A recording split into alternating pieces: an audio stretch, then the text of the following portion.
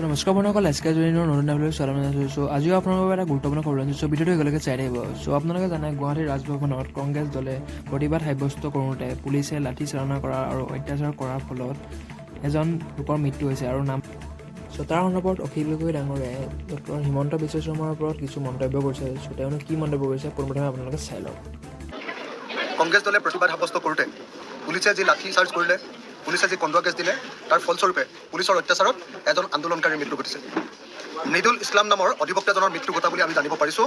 আৰু এই ঘটনাক ৰাইজৰ দলে কেৱল গৰিহণা দিয়াই নহয়, অসম পুলিচৰ বিজেপি চৰকাৰৰ এই অত্যাচাৰক আমি নিন্দা কৰিছোঁ আৰু এই কামৰ কাৰণে আমি বিজেপিৰ পদত্যাগ দাবী উত্থাপন কৰিছোঁ। অসম পুলিচৰ হৈছে কি আচলতে, যে ৰাজভৱনৰ নিচিনা ঠাইত গণতান্ত্ৰিকভাৱে কৰা প্ৰতিবাদ, তাকো অসমৰ সৰ্ববৃহৎ বিৰোধী ৰাজনৈতিক দলটোৱে কৰা প্ৰতিবাদক এনেকৈ দমন কৰাটো কেতিয়াও মানি ল'ব নোৱাৰি। ৰাজভৱনত কৰা প্ৰতিবাদত যদি বিৰোধী দল, ৰাজনৈতিক দল এটাৰ ওপৰতে, ৰাজনৈতিক দলৰ কৰ্মীৰ ওপৰতে যদি এনেকৈ আক্ৰমণ কৰিবলৈ হয়, তেতিয়াহ'লে তাৰ অৰ্থটো হ'ল চৰকাৰ এই মুহূৰ্তত নিজেই নিৰাপত্তাহীনতাত ভুগিছে।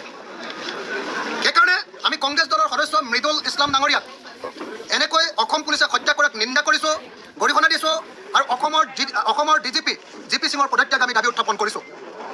লগতে আমি দাবী উত্থাপন কৰিছোঁ যে এই ঘটনাৰ কাৰণে অসমৰ মুখ্যমন্ত্ৰীয়ে ৰাজহুৱাকৈ ক্ষমা খুজিব লাগে, অসমৰ মুখ্যমন্ত্ৰীয়ে দুখ প্ৰকাশ কৰিব লাগে, অসমৰ মুখ্যমন্ত্ৰীয়ে মৃতকৰ পৰিয়ালৰ ঘৰ ভ্ৰমণ কৰিব লাগে আৰু অসমৰ মুখ্যমন্ত্ৰীয়ে মৃতকৰ পৰিয়ালৰ ঘৰলৈ গৈ মৃতকৰ পৰিয়াল ঘৰক অন্ততঃ পক্ষে 1 কোটি টকাৰ ক্ষতিপূৰণ ঘোষণা কৰিব লাগে।